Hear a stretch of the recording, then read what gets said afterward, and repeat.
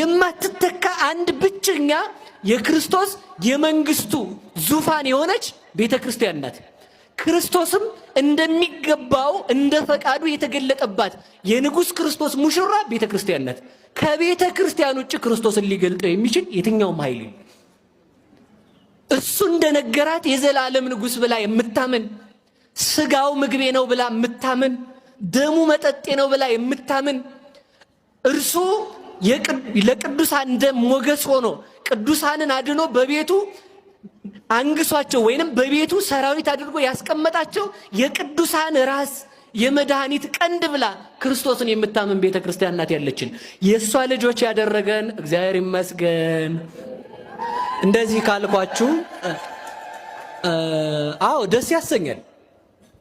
ከዚህ በላይ ኩራት የለም እንኳን ኩራት አለ ብላችሁ በቃ ልንኮራ ብንፈልግ የመጨረሻ የምንኮራበት ንጉሳችን ማን መሆኑ ነው በሉ እንጂ እግዚአብሔር ኢየሱስ ክርስቶስ ብቻ ንጉሳችን መሆኑ ማለት ነው።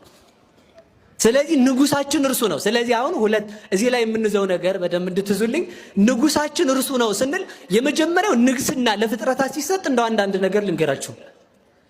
ነገስታት ያሰቡትን ማድረግ ይችላሉ። ምድራውያን ነገስታት ቢያሰቡትን ማድረግ የሚችሉት ወይ አስገድደው ነው ወይንም ደግሞ ሰብከው አሳምነው ነው። እግዚአብሔር ግን ሁን ያለው የሚሆንለት ንጉስ ነው።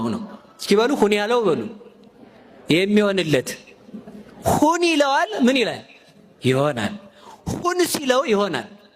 ያለሱ ተመልከቱ ንጉስ ዘላለም የተባለ ወልድ ኢየሱስ ክርስቶስ ነው።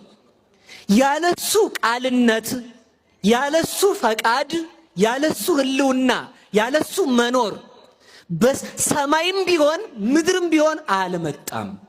ሰማይን በስልጣኑ ያመጣ ምድርን በስልጣኑ ያጸናት ንጉስ ማን ብቻ ነው?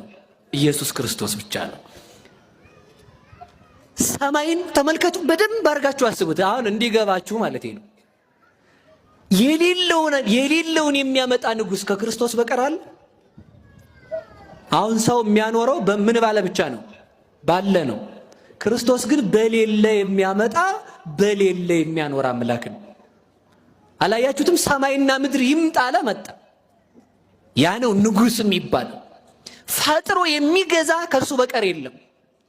ፈጠረ፣ የፈጠረውንም የሚገዛ እርሱ ነው። ባህርን እንኳን የሚገዛት ባህር አሳ አልነበራትም፣ አሳ ነብሪ አልነበራትም፣ አዞ አልነበራትም፣ ተሐዋሳያን የሚንቀሳቀሱ አልነበራትም። ባህር አሳውን ታስገኝ ሲላት አሳን ያስገኘችለት ሁሉ የሚታዘዝለት ንጉስ ኢየሱስ ክርስቶስ ነው።